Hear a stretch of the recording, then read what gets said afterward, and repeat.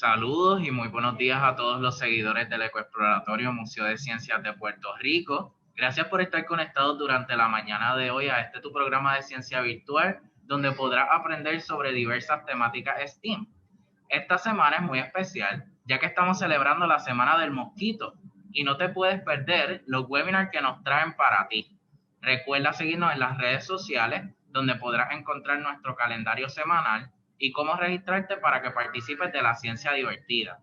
En el día de la mañana de hoy, tenemos los avances en el control de los mosquitos que transmiten el dengue en Puerto Rico sin uso de insecticidas, con el doctor Roberto Barrera.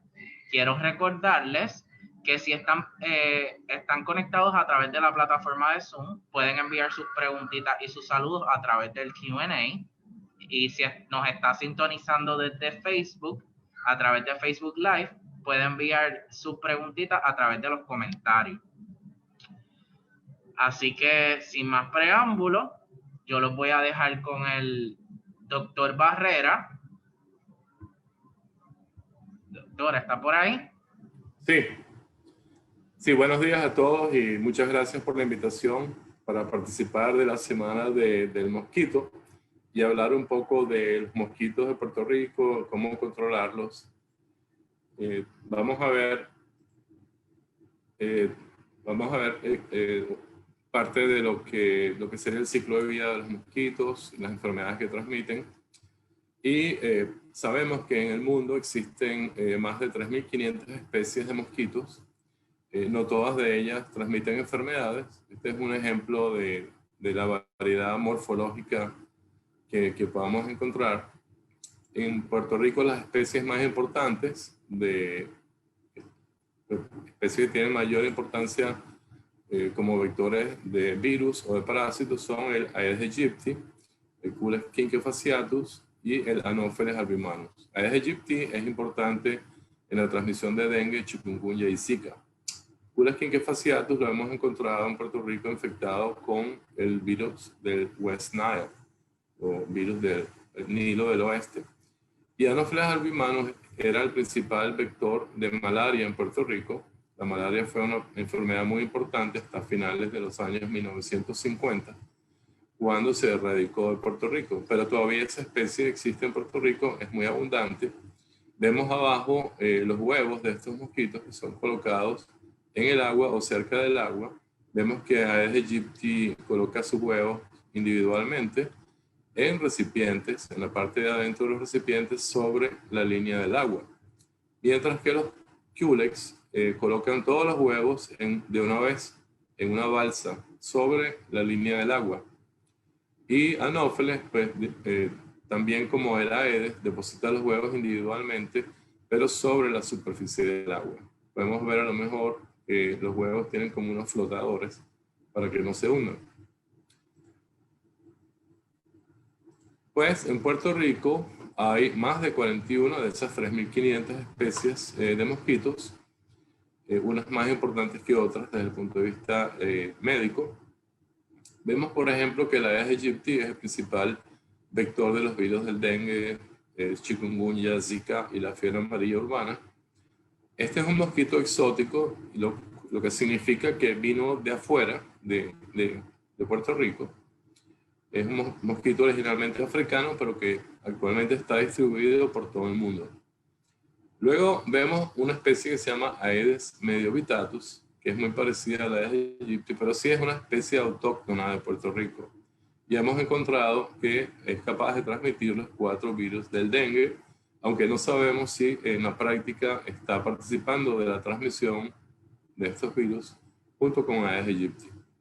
Tenemos otro mosquito importante, que es el mosquito molestoso de los pantanos y los manglares. Se llama formalmente Aedes taeniorhynchus. Este mosquito es el que nos pica en las playas al atardecer, es muy abundante y, como ven, pueden transmitir esta especie una enorme cantidad de virus, pero afortunadamente ninguno de esos virus está presente en Puerto Rico. No se considera una amenaza en el presente. Luego tenemos los Anopheles albimanus, como ya les mencioné, principal vector de malaria. a Puerto Rico llegan casos de malaria, si personas que se infectan en otros países y llegan con el parásito Plasmodium, pero afortunadamente no hemos tenido ningún brote o epidemias de malaria desde hace 60 años, poco más de 60 años. Hay varias otras especies importantes, como las especies de género Culex. Estas que señalamos aquí estuvieron involucradas en la transmisión de West Nile en la isla. Aparentemente y afortunadamente el virus de West Nile no se ha establecido en forma permanente, pero existe el riesgo de que sea introducido cada año en aves migratorias, que es de donde proviene. Y hay un mosquito de estas 41 especies, el Toxorhynchites portoricensis, que, como vamos a ver, es el único mosquito que se puede decir que es beneficioso porque los adultos no pican. Los adultos machos y hembras se alimentan de néctar de flores y de frutos. Y sus larvas, como vemos aquí a la derecha, se alimentan de las larvas de el Aedes aegypti. O sea que es un mosquito depredador de otros mosquitos cuando en su fase acuática, la fase de larva. Y como adulto, pues no transmite ninguna enfermedad. Podemos ver que es un mosquito de gran tamaño y que se ha usado en algunos países como un método de control biológico. Así que yo creo que este es el mosquito que podemos celebrar más en esta semana porque es un mosquito beneficioso. Vamos a echar un vistazo a las principales enfermedades causadas por virus transmitidos por Aedes aegypti en Puerto Rico y las Islas Vírgenes. Como ustedes saben, el dengue es una enfermedad causada por cualquiera de 4 virus de dengue, el dengue 1, 2, 3 y 4. La distribución del dengue es mundial en zonas tropicales y subtropicales, al igual que la distribución de la Aedes aegypti. Y se ha estimado que hay más de 3.000 millones de personas que viven en áreas de riesgo. El dengue es muy común en más de 100 países a lo largo de todo el cinturón tropical. Se calcula que hay en exceso de 390 millones de infecciones por año, con 500.000 de casos severos de dengue hemorrágico y unas 22.000 muertes, principalmente en niños. En Puerto Rico podemos ver que desde 1899 comenzaron a reportar los primeros casos de lo que posiblemente era dengue. Luego, en un periodo largo de 1915 al 69, hubo epidemias aisladas en distintos años causadas por un solo tipo, de los 4, mientras que del 1969 al 1980 el dengue se vuelve endémico. Eso significa que hubo casos de dengue, transmisión de dengue en cada año en este periodo. De 1980 al 2013, las epidemias de dengue fueron mucho más frecuentes, como podemos ver en el gráfico a mano izquierda, y se produjo lo que se llama hiperendemicidad, es decir, que circularon más de un tipo de dengue al mismo tiempo. Aquí podemos ver en esta gráfica que en muchas de las epidemias grandes incluso estaban los 4 distintos tipos de virus del dengue circulando al mismo tiempo. Luego, más recientemente, del 2014 al 2018, el dengue prácticamente desaparece de Puerto Rico, luego de las epidemias de chikungunya en el 2014 y de Zika en el 2016. Eso pasó también a nivel de las Américas, que el dengue bajó muchísimo, sobre todo en el 2017, 2018, siguiendo las epidemias de chikungunya y de Zika. Pero en el 2019 hubo una explosión de dengue en las Américas, la cual no se vio en Puerto Rico, afortunadamente, pero el dengue comenzó a circular otra vez a finales del 2019 y en estos momentos estamos teniendo un brote de dengue tipo 1. Otros virus importantes, como hemos visto, es el virus de chikungunya. A diferencia del dengue, este es un virus que es probablemente de origen asiático. Chikungunya es un virus africano originalmente. Emerge periódicamente, se distribuye a lo largo de todo el cinturón tropical y subtropical, como el Zika, como el dengue, como Aedes aegypti. Más de 100 países han tenido epidemias recientemente. Y en las Américas hubo más de 2,5 millones de casos entre el 2013 y el 2017. En Puerto Rico y en las Islas Vírgenes, vemos que los primeros casos fueron en mayo del 2014 y en junio, el mes siguiente, en las Islas Vírgenes, y se presentaron más de 28,000 casos, principalmente en el 2014 y 2015 en Puerto Rico, y 2,000 casos aproximadamente en las Islas Vírgenes. Afortunadamente no hemos tenido más epidemias de chikungunya desde el 2015. El otro virus que es importante porque es transmitido por la Aedes aegypti en áreas urbanas es el virus del Zika. Este virus se aisló en monos del bosque de Zika de Uganda y por ahí es que viene el nombre del virus. Las infecciones con Zika son generalmente leves, sin embargo hay personas que desarrollan complicaciones severas neurológicas y se producen malformación del feto en mujeres embarazadas. Se reportaron más de 500,000 casos sospechosos, más de 200,000 en las Américas, apenas entre 2015 y 2017. Y hubo una enorme cantidad de casos, 2,000 y pico, por lo menos en esa época registrados, del síndrome congénito de Zika, que es básicamente microcefalia. Y pues también el número de países afectados fue bastante alto. Pues estas son las principales enfermedades que han estado afectando a Puerto Rico en los últimos años, y el principal vector pues es el Aedes aegypti. Vamos a ver ahora un poco el ciclo de transmisión de Aedes aegypti, de los virus por Aedes aegypti. Los virus que son transmitidos por mosquitos son principalmente solo transmitidos por mosquitos. Mosquitos no transmiten el coronavirus, no transmiten influenza. Los virus son muy específicos, los que transmiten los mosquitos.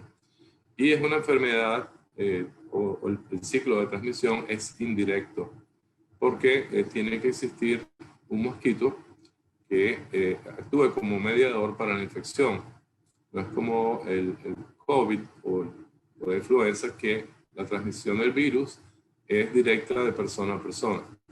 Aquí, como vemos en el diagrama, una persona enferma, contagiada con el virus, puede ser de dengue, por ejemplo, lo pica un mosquito, ese mosquito se infecta y el virus comienza a multiplicarse en el cuerpo del mosquito, y después de 7 a 10 días, el virus llega a las glándulas salivares, de modo que cuando el mosquito pica a una persona sana, le introduce el virus y esta persona pues se enferma. Luego de la picada con el virus, después de unos 5 días, 6 días, la persona ya presenta síntomas y tiene virus en sangre. De modo pues que si un mosquito pica a esta persona, se va a infectar y va a comenzar el ciclo de transmisión nuevamente. De modo pues que estamos hablando de virus de transmisión indirecta, donde el mosquito es el principal eslabón, y por lo tanto de ahí que la importancia de controlar al mosquito efectivamente. Vamos a echar un vistazo al ciclo de vida del Aedes aegypti, porque es importante entender que los mosquitos tienen dos fases, una fase acuática y una fase terrestre. Esto es un poco confuso porque cuando se envían mensajes a las personas para que no mantengan recipientes con agua, mucha gente no entiende qué relación tienen los recipientes con agua con este mosquito volador que los pica y le transmite los virus. Entonces vemos que los mosquitos en general pues depositan sus huevos, salen las larvas al agua, donde se alimentan de bacterias y materia orgánica, y Luego de unos 4 días, 5 días, se transforma en lo que se llama una pupa. Dentro de esta pupa se produce lo que se llama la metamorfosis, es decir, el cambio de forma de un animal acuático, de una larva, a el adulto volador terrestre. Mosquitos tienen lo que se llama un ciclo de vida complejo por esta razón, porque tienen 2 estadios completamente diferentes, con 2 ecologías distintas. La ecología, en el caso de Aedes aegypti, de los recipientes naturales y artificiales, donde se crían los juveniles, y luego el estadio terrestre adulto. Ese ciclo de vida toma de unos 7 a 14 días aproximadamente, mientras que los adultos, los adultos voladores duran apenas unas 3 semanas. Pero con esas 3 semanas es suficiente para hacer mucho daño. Aquí vemos el proceso de la emergencia de la pupa del adulto. Vemos cómo esta especie es Aedes albopictus, que es una especie muy parecida a Aedes aegypti, que aunque no la tenemos en Puerto Rico, es importante transmisor de dengue en algunas partes del mundo. Aquí vemos cómo se rompe la parte superior de la envoltura de la pupa y el cuerpo del mosquito comienza a ser expulsado de su interior hasta que se para completamente sobre el agua por un tiempo hasta que se seca y luego continúa su vuelo. Esta parte es muy importante, muy pocas personas realmente han visto esto en la naturaleza y por lo tanto les cuesta mucho vincular el ambiente acuático con el ambiente terrestre de los mosquitos. De modo que en los mensajes educativos es importante incluir este tipo de visuales para que la gente vea que sí es posible que los mosquitos vienen del agua. Pues hablando de eso, Aedes aegypti utiliza una variedad enorme de recipientes naturales y artificiales. La variedad es enorme, desde recipientes pequeños a recipientes grandes, como estas piscinas. Y en Puerto Rico hemos encontrado que Aedes aegypti utiliza los pozos sépticos que están rotos o abiertos y pueden producir una cantidad de mosquitos enorme, como vamos a mostrar algunos datos. También hemos visto que los contadores de agua que están rotos y por lo tanto se les escapa el agua o se llenan con agua de lluvia, son también criaderos muy importantes. Como están tapados normalmente, pues es difícil darse cuenta de que están creando mosquitos. Así que tenemos una variedad de criaderos. Normalmente esos criaderos están en las casas, algunos en áreas públicas, como vamos a ver. Pero el control de mosquitos debe pasar también un poco por el manejo de estos recipientes. Así que vamos a ver ahora, entrar un poco más en la parte de control de mosquitos. Y el tipo de control de Aedes aegypti se puede clasificar más o menos en 3 grupos. La primera es buscar y eliminar al mosquito donde uno cree que se encuentra. Ese es el enfoque tradicional, lo que se está utilizando y se ha utilizado por muchos años. Eso incluye la eliminación o la modificación de los recipientes para que no produzcan, con agua, para que no produzcan mosquitos, como por ejemplo, si usted tiene un tanque de agua, sellarlo completamente para que no entren o salgan mosquitos. Y hay algunas medidas de sanidad ambiental de las que vamos a hablar también para manejar e impedir que hayan recipientes que produzcan mosquitos. Se usa también larvicidas, que son compuestos químicos u orgánicos para eliminar las larvas en los recipientes. Y por supuesto está la aplicación de insecticidas por medio de nebulizaciones espaciales, aplicación residual o aplicación de barrera. Más recientemente se ha desarrollado el enfoque de atraer y eliminar mosquitos. Para eso se usan atrayentes, porque el mosquito vuele a una trampa o a algún dispositivo y sea eliminado. Entonces existen variedades de trampas pegajosas, algunas trampas tienen insecticidas y otras trampas son especiales para capturar los huevos de los mosquitos. También recientemente se ha estado trabajando con estaciones que tienen un cebo azucarado envenenado. El mosquito va buscando el azúcar y se ingiere el azúcar con el agua y un veneno. Y más recientemente pues se han estado probando, están en fase experimental, los métodos de autodiseminación. Esto implica liberar mosquitos machos adultos para que esos mosquitos machos adultos busquen a sus parejas y le lleven un agente de control. Ese agente de control puede ser un agente químico como un regulador del crecimiento de los insectos. Pueden ser hongos entomopatógenos. Quiere decir que son hongos que solamente afectan a los insectos. O bacterias también que solamente se encuentran en los insectos y no tienen peligro de infección a animales o personas.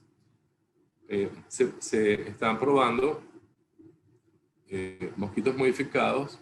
Por ejemplo, si los mosquitos machos se pueden irradiar para esterilizarlos, de modo que cuando se apareen con una hembra, no van a tener una prole fértil, y así se reduce la población. Los mosquitos pueden ser esterilizados utilizando sustancias químicas también, o modificados genéticamente. Estas son nuevas técnicas que están siendo probadas, su efectividad, su costo, y pues se une a los otros enfoques de control de mosquitos. Okay. Ahora vamos a hablar de un problema importante en Puerto Rico y en muchas partes del mundo, y es que Aedes aegypti ha desarrollado resistencia a los insecticidas. Bueno, ¿qué significa resistencia a los insecticidas? Bueno, existen mosquitos que nacen, igual que plantas, animales, las personas, que cuando nacen traen algunas mutaciones, que son cambios genéticos al azar, que no tienen ningún propósito, pero que en el caso de los mosquitos, por ejemplo, y otros insectos, estas mutaciones le permiten tener enzimas y otros mecanismos que los hace tolerantes a los insecticidas. Por ejemplo, en este diagrama vemos mosquitos azules y mosquitos oscuros. Los azules son los que tienen estas mutaciones que nacieron con esa capacidad de resistir la dosis de insecticida que se les aplicó. De modo que sobreviven más mosquitos que tienen la mutación de resistencia que los que no la tienen. Al seguir aplicando los insecticidas, lo que hacemos es aumentar más la población resistente hasta que llega el punto en el cual el insecticida ya no sirve para nada. Puede desarrollarse resistencia a un solo insecticida, que es el que se está usando, o a insecticidas que tienen modos de acción similares, que es lo que ha venido pasando, repito, en Puerto Rico y en muchas partes del mundo.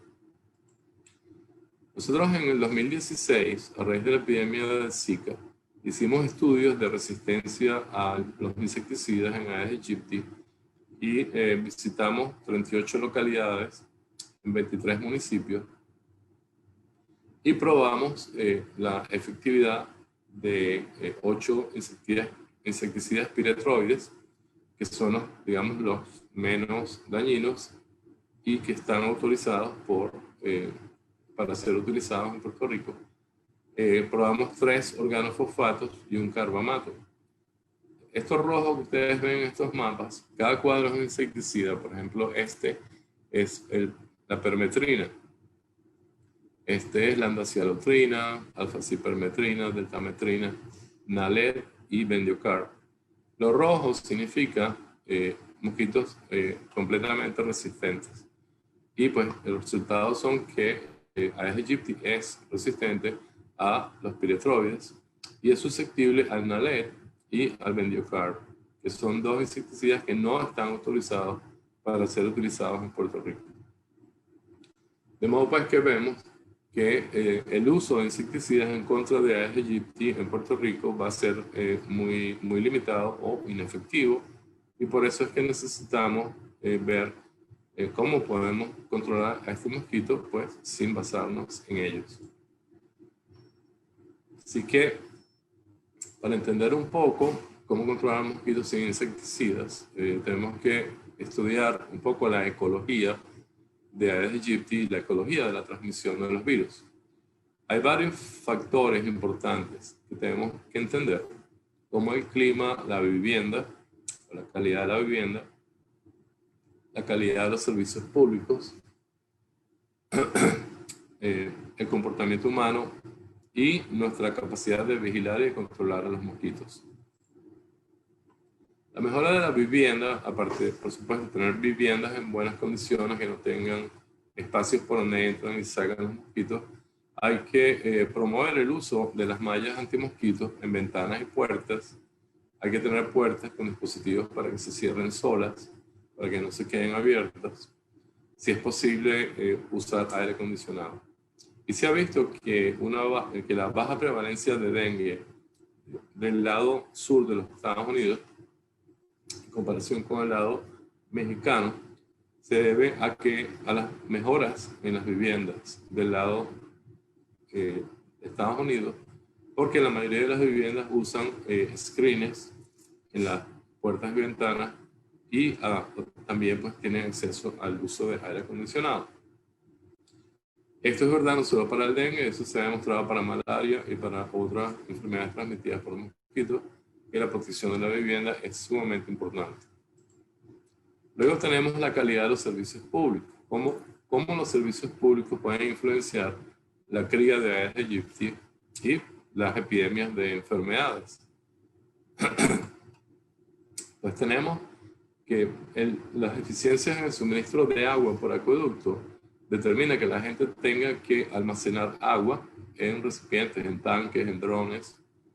Los medidores de agua defectuosos que se inundan son importantes criaderos de Aedes aegypti. La deficiencia en el recogido doméstico de basura hace que se acumulen recipientes en los patios, en zonas públicas. La acumulación de gomas o neumáticos usados que no se recogen frecuentemente producen muchísimos mosquitos, como podemos ver actualmente en las gomeras, que no se están recogiendo las gomas. Los pozos sépticos rotos o abiertos, que tienen que ver pues, con la disposición de desechos líquidos. Mientras esos pozos sépticos estén rotos, mal empañetados, van a producir enormes cantidades de mosquitos. Perdón, los drenajes de lluvia subterráneos que están obstruidos tanto en casas como en calles pueden producir también muchos mosquitos, así como los espacios públicos como cementerios y parques, cuando no están bien mantenidos. Este es un ejemplo de unos estudios que realizamos sobre la importancia de los pozos sépticos en varias comunidades en Puerto Rico. Y lo que encontramos fue que la mayoría de los mosquitos en estas dos comunidades provenía de pozos sépticos. Y una minoría venía de otros recipientes, por ejemplo, las pailas, los drones, las gomas, los bebederos de animales y otros recipientes. De modo pues que donde existen pozos sépticos hay que estar vigilantes de que estén bien preparados. Nosotros encontramos en una oportunidad un pozo séptico que estaba produciendo 1.500 mosquitos de Aedes aegypti por día. Y esa es una cantidad realmente alta en comparación con lo que se produce en otro tipo de recipientes. Pues bueno, vamos a echar un vistazo también, aparte de los servicios públicos, al comportamiento humano. Porque hemos visto que lugares donde los servicios públicos son bastante buenos, como existe en Puerto Rico en términos generales, y por supuesto en otros países, aún hay muchos recipientes que producen Aedes aegypti en los patios. Eso se debe al uso de esos recipientes. Por ejemplo, usar plantas enraizando en agua, los bebederos de mascotas que son inevitables, algunos implementos y juguetes son dejados al aire libre, se llenan de agua por las lluvias, los baldes y pailas, los toldos, las piscinas de plástico que ya no se usan. Como consecuencia de todo esto, significa que siempre hay muchos mosquitos y los suficientes mosquitos como para producir epidemias de dengue o de Zika o de chikungunya. De modo pues que hay algunas actividades que nos permiten eliminar una enorme cantidad de mosquitos sin utilizar una sola gota de insecticida. Entonces ya hablamos un poco de la protección de viviendas, centros de salud, escuelas y universidades con las mallas antimosquitos para evitar el contacto. Algo que es fundamental pues, es el manejo ambiental y la eliminación de criaderos. Como hemos dicho, reparación de pozos sépticos, de contadores de agua, la realización de campañas de limpieza de patios cada 2 meses. Eso no es algo que se va a hacer solamente cuando haya una epidemia. La recogida y reciclaje de gomas, que no se está haciendo. A veces se hace, a veces no. Y el tener campañas mediáticas educativas para promover la protección personal y la eliminación de criaderos. El otro elemento importante es el reforzamiento del programa de control de vectores, donde hay que desarrollar las capacidades entomológicas, principalmente en todos los municipios de la isla. Bueno, voy a pasar a mencionar otra forma de controlar mosquitos sin el uso de insecticidas, que es el uso de estas trampas que inventamos aquí en Puerto Rico hace varios años. Esto es una paila que tiene de plástico, tiene 10 litros de agua y una paquita de heno. El heno o la hierba, cuando se descompone en el agua, atrae a las hembras de los mosquitos que entonces quieren entrar para colocar sus huevos. Entonces en la parte de arriba hay una malla que impide que el mosquito llegue al agua. Cuando reposa sobre las paredes de la cámara de captura, se queda pegado con una pega especial contra mosquitos que es muy efectiva. Estas trampas nosotros las usamos para monitorear, para saber cuántos mosquitos hay y para controlar el número de mosquitos, en el caso de Aedes aegypti. Entonces hemos estado interesados en saber cuál es el número de mosquitos por debajo del cual no existen brotes de virus, porque no hay suficientes para la transmisión. Eso es una pregunta muy importante porque los programas de control de vectores o de mosquitos tienen que tener un número, saber si las medidas de control que se utilizaron fueron efectivas o no. Y para eso hay que tener una medida. Entonces hemos estado buscando cuál es el número umbral de mosquitos por debajo del cual estamos protegidos contra brotes epidémicos.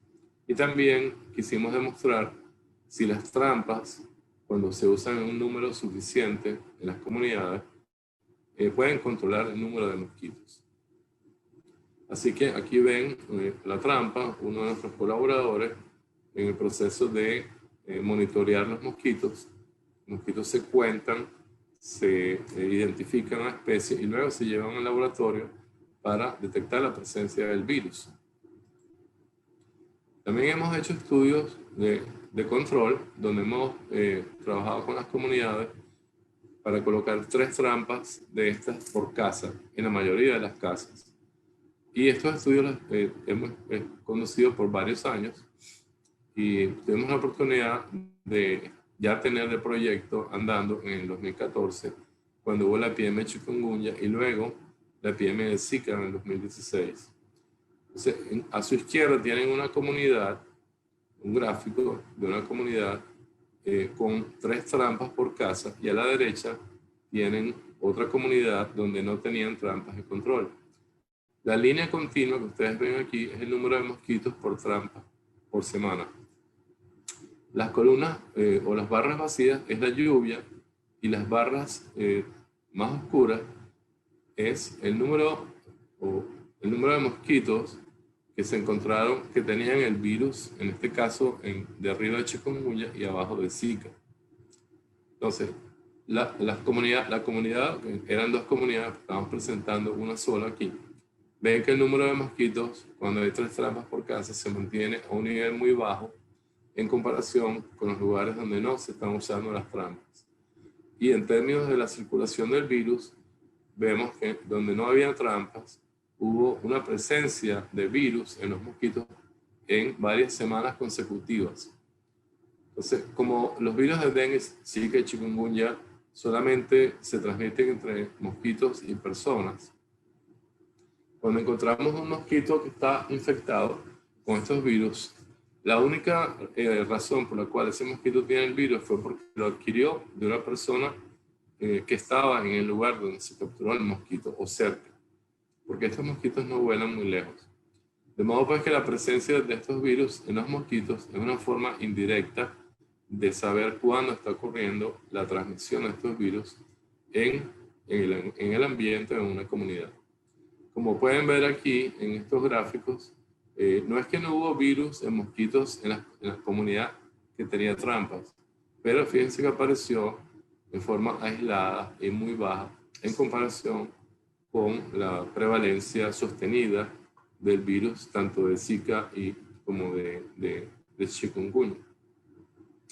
Un estudio serológico que se realizó con posterioridad a la epidemia de chikungunya mostró un efecto de protección importante en las personas de la comunidad que tenían las 3 trampas por vivienda. Y en la siguiente gráfica es para mostrarles que este nivel bajo de mosquitos que encontramos en las comunidades que tenían trampas, aquí estos gráficos tenemos los datos de los mosquitos para el 2014 y 2016. Los círculos abiertos son los mosquitos que encontramos en la comunidad sin trampa, y los círculos oscuros, el número de mosquitos en las comunidades con trampas. Y como estábamos buscando un umbral, cuál es el número mínimo de mosquitos que pueden ser protectores para que no hayan epidemias, ese número aparentemente está cerca de 3 hembras de Aedes aegypti por trampa por semana. Esto obviamente lo tenemos que validar con otros estudios, y les voy a mostrar ahora un estudio que hicimos utilizando un concepto de manejo integrado, donde el principal instrumento para el control fueron las trampas. Queríamos colocar 3 trampas por casa en la mayoría de las edificaciones en Caguas. Esto fue a raíz de la epidemia del Zika, un estudio que se comenzó un poco tarde por falta de recursos, como en octubre de 2016, y queríamos saber si el uso de las trampas, junto con otras medidas como la remoción de recipientes y el uso del herbicida orgánico, por ejemplo en las bromelias, podía reducir la incidencia de los virus y posiblemente de los residentes, y bajar la abundancia de Aedes aegypti a 2 o 3 hembras por trampa por semana, que es un poco la densidad umbral. En total, se trataron 23.500 edificaciones y se instalaron más de 75.000 trampas, aproximadamente 3 por edificación, y también teníamos 360 trampas, las llamamos centinelas, son los puntos amarillos que ven en el área metropolitana de Caguas. Esas 360 trampas se monitoreaban todas las semanas para saber cuántos mosquitos habían y si estaban infectados. Pues los resultados de este estudio son los siguientes. Esta figura, la línea continua es el número de mosquitos en el tiempo por cada semana. Las barras oscuras es la precipitación o la lluvia, y la línea punteada es el porcentaje de casas que ya habían sido tratadas. Por ejemplo, aquí en marzo del 2017 perdón, se había logrado instalar las trampas en 60% de las edificaciones, y ya a nivel de abril, mayo, habíamos llegado al 80%. Como vamos a ver, la cobertura con medidas de control es un aspecto muy importante en el control de mosquitos. Y lo que observamos fue que el número de mosquitos se mantuvo alrededor de 2, entre 60 y 80% de cobertura, y ya alrededor de 1 y 2 mosquitos cuando la cobertura aumentó por encima del 80%. Este bajón de cobertura que vemos aquí en septiembre fue justo antes del huracán María. Y pues el estudio se suspendió y se recogieron las trampas. Pero el mensaje aquí importante, uno de los mensajes es que eliminamos más de 6 millones de hembras grávidas de Aedes aegypti desde octubre del 2016 hasta agosto del 2017. Y como estas hembras tienen huevos, también eliminamos unos 600 millones de huevos que las hembras no pudieron colocar en el ambiente. Si vemos los virus, como el impacto que tuvo el control de Aedes aegypti, en la gráfica de abajo vemos el número de mosquitos infectados cada semana desde octubre hasta agosto, octubre del 2016 hasta agosto del 2017. El de abajo es Zika, y como ven, la mayor parte de los mosquitos o el virus más frecuente que se encontró fue el de Zika, seguido de chikungunya, y en dos oportunidades vimos algo de dengue. Pero a partir de marzo o abril de 2017, cuando se había alcanzado el 60%, 60-70% de cobertura, ya estos virus desaparecieron de la zona, del área urbana, de los mosquitos del área urbana de Caguas. Así que entendemos que si logramos mantener la densidad de mosquitos alrededor de 2 por trampas por semana, en lugares pequeños o en lugares grandes como el área de Caguas, podemos protegernos en contra de las epidemias de estos mosquitos. Ya para ir culminando la exposición, creo que podemos resumir cuáles son los elementos necesarios para lograr un control efectivo y sostenido de Aedes aegypti. Esto se puede aplicar también para otros mosquitos, los mosquitos que transmiten la malaria, por ejemplo. Comenzamos por tener un método eficiente de control. Por ejemplo, si se va a usar un insecticida y sabemos que el mosquito ya es resistente al insecticida, pues ya estamos comenzando mal.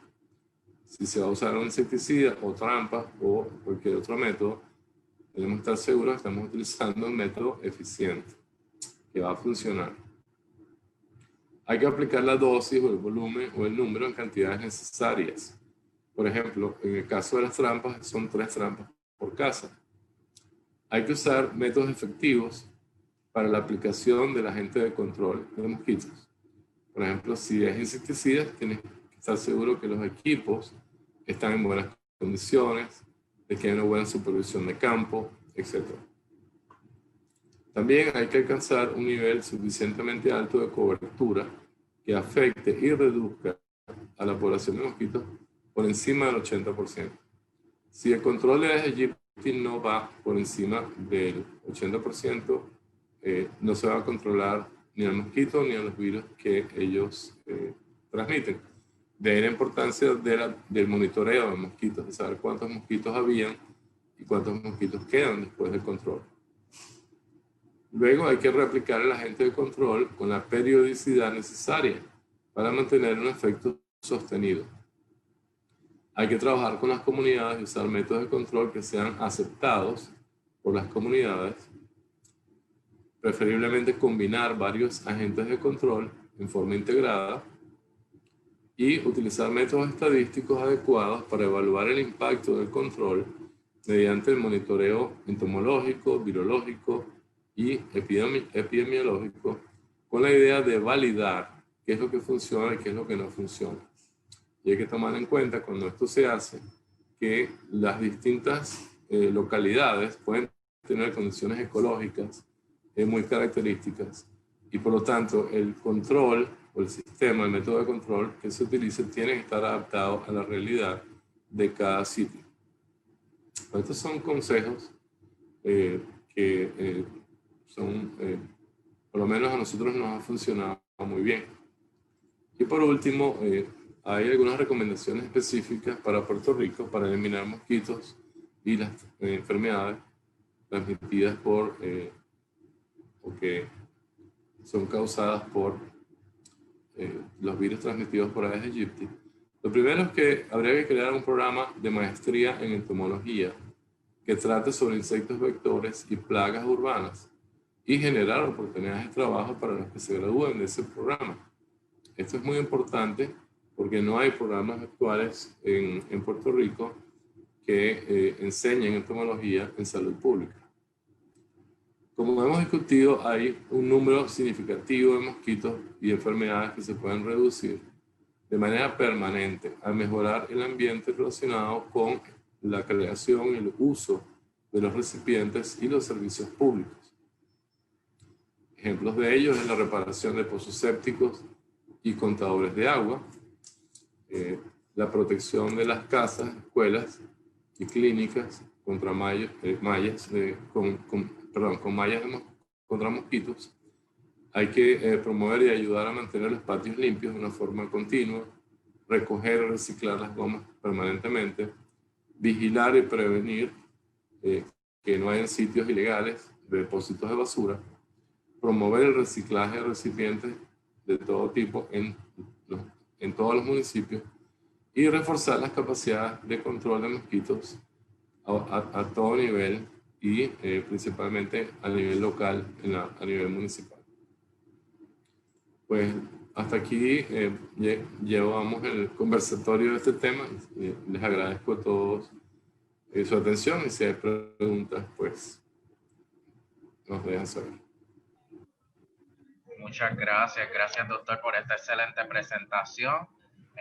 Antes de pasar al área de preguntitas, queremos darle unos saluditos, ¿verdad? A las personas que nos están sintonizando, a todas esas personas que nos están viendo a través del Facebook Live, de las personas que están conectadas aquí con nosotros a la plataforma Zoom, a todos esos educadores, estudiantes que nos están sintonizando en la mañana de hoy. Por aquí tenemos unas preguntitas a través de Facebook Live que nos pregunta, estoy por aquí buscándolas rapidito. Nos dice Dora Arlen si nos puede hablar un poquito más acerca del proceso de diseminación. Ah, sí, la autodiseminación. Estos métodos utilizan los mosquitos machos. Como sabemos, los machos de los mosquitos no pican, solamente las hembras, con la excepción del mosquito que les mostré al principio de la charla. Entonces se liberan machos. Esos machos pueden estar esterilizados, de modo que cuando se aparean con las hembras que están en el ambiente, por ejemplo en el área urbana, al liberar miles, cientos de miles o millones de machos esterilizados, al aparearse con las hembras de los mosquitos que están en la zona, en las casas, en las calles, significa que ya no van a tener descendientes. O sea que en el tiempo, la población de mosquitos se va a reducir y posiblemente hasta se pueda eliminar. Entonces hay distintos enfoques. Puedes esterilizar a los machos utilizando radiación, utilizando químicos, utilizando machos modificados genéticamente. Quiere decir que esos genes interfieren de alguna forma con la reproducción o con la sobrevivencia. Hay también el enfoque de utilizar una bacteria que se llama Wolbachia. Esa bacteria, cuando se liberan machos infectados con Wolbachia y el macho se aparea con una hembra en el ambiente que no tiene Wolbachia, pues se produce como un proceso de esterilización. También se pueden utilizar hongos entomopatogénicos, es decir, se liberan machos contaminados con esporas de estos hongos que solo atacan los insectos, los mosquitos. Cuando el macho encuentra una hembra, le pasa esas esporas y pues ambos se mueren. En fin, hay una variedad de métodos, enfoques de autodiseminación que están basados en eso, en liberar millones de mosquitos machos para que para que lleven un método de control a la población de mosquitos. Excelente, muchas gracias por esa explicación. Me parece ¿Verdad? Muy interesante este tipo de procedimiento. Nos pregunta también Airol Sánchez a través de Facebook Live, ¿dónde podemos conseguir este tipo de trampas? De trampas para mosquitos. Sí,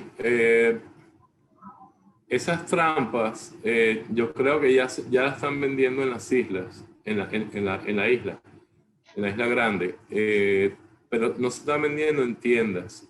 Creo que las venden los distribuidores grandes de productos para control de insectos.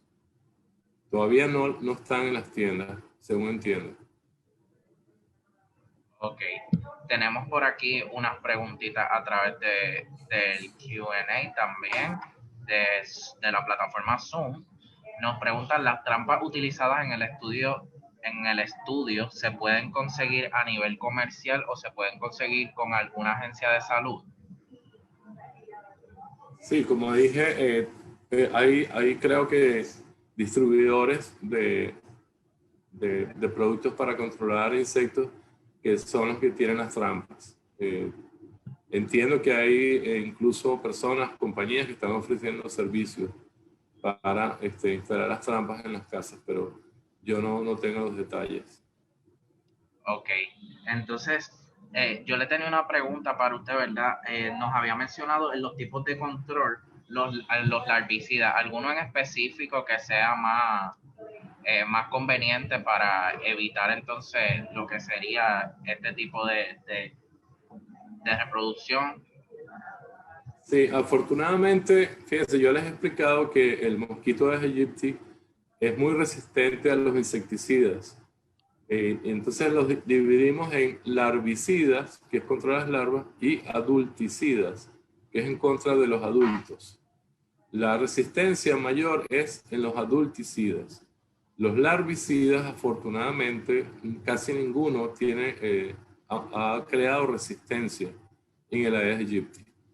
Y hay varios insecticidas de tipo orgánico que son muy seguros para el uso doméstico, como el BTI.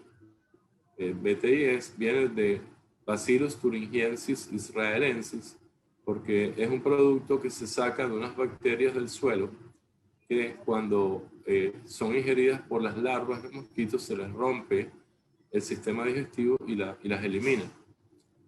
Ese producto está disponible en ferreterías y en otros establecimientos. Pero hay otros larvicidas que también son igualmente efectivos, pero que lamentándolo mucho no están en las tiendas disponibles. Pero ese que está disponible es efectivo y es bastante seguro.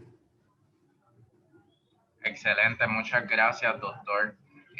Nos pregunta Yarira Velázquez a través de la plataforma Zoom, ¿el Clorox en el agua ayuda a prevenir que se desarrollen estos mosquitos o El, no? ¿El Clorox en el agua ayuda a prevenir que se desarrollen estos mosquitos o no? sí, sí.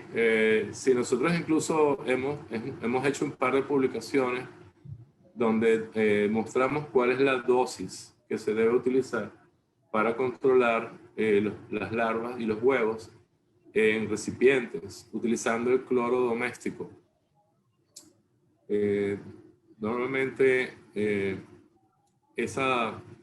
sin embargo, debo decir lo siguiente. El cloro doméstico no ha sido aprobado por la Agencia de Protección Ambiental como un pesticida en contra de mosquitos.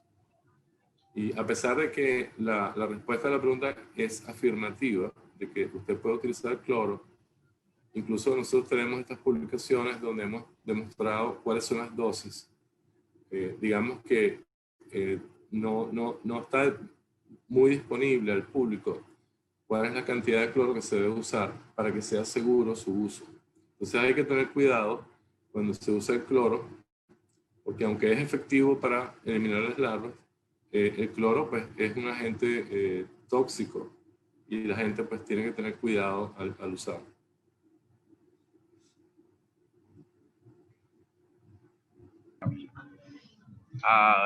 Gracias por esa explicación.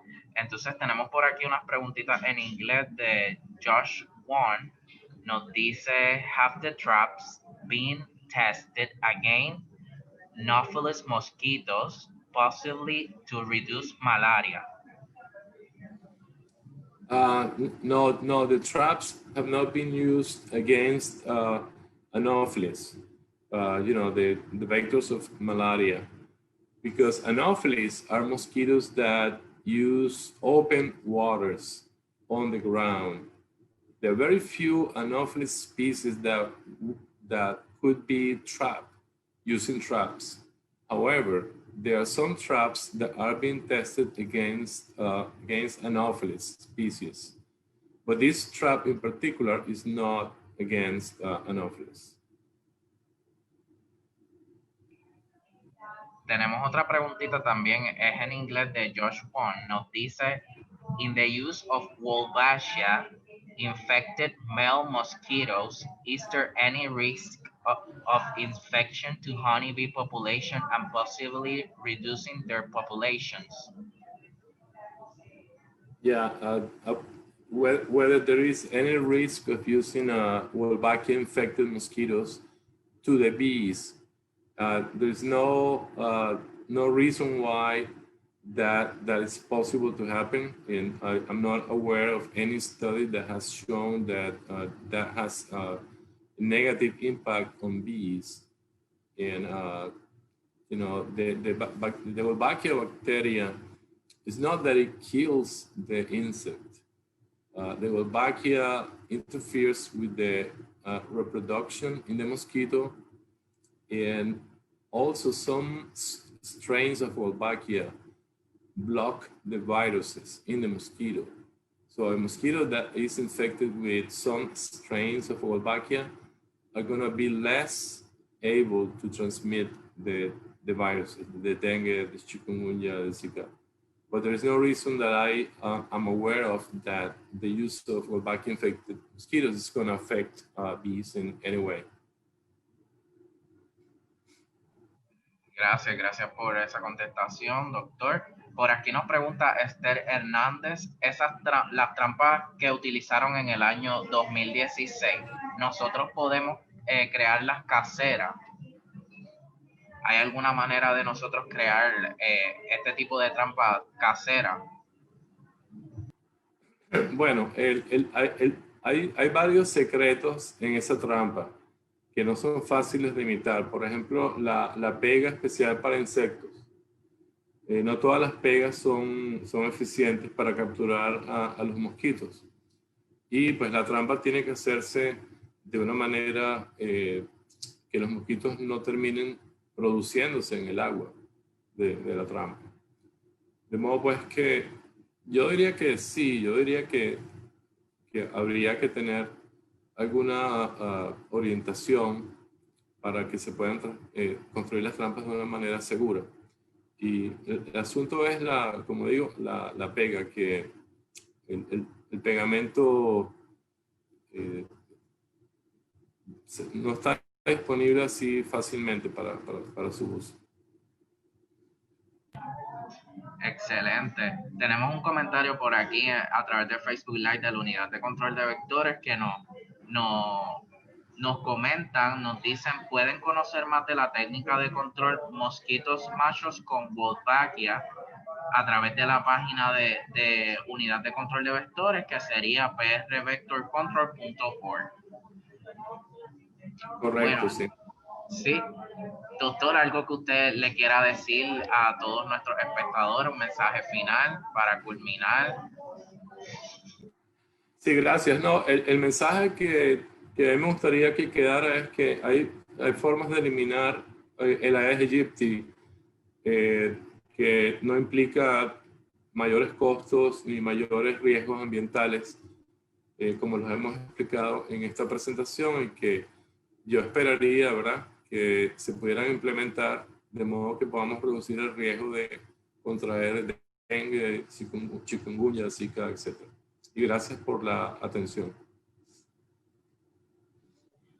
Muchas gracias por eso, es muy importante. Muchas gracias, doctor. Nuevamente le damos las gracias al doctor Roberto, ¿verdad? El doctor Roberto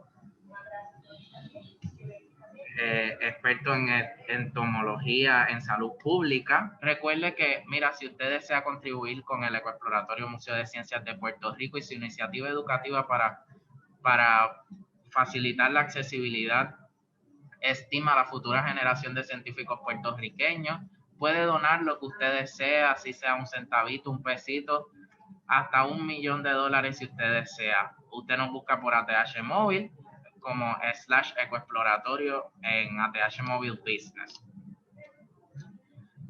Bueno, nuevamente le damos las gracias, doctor, por estar con nosotros en la tarde de hoy.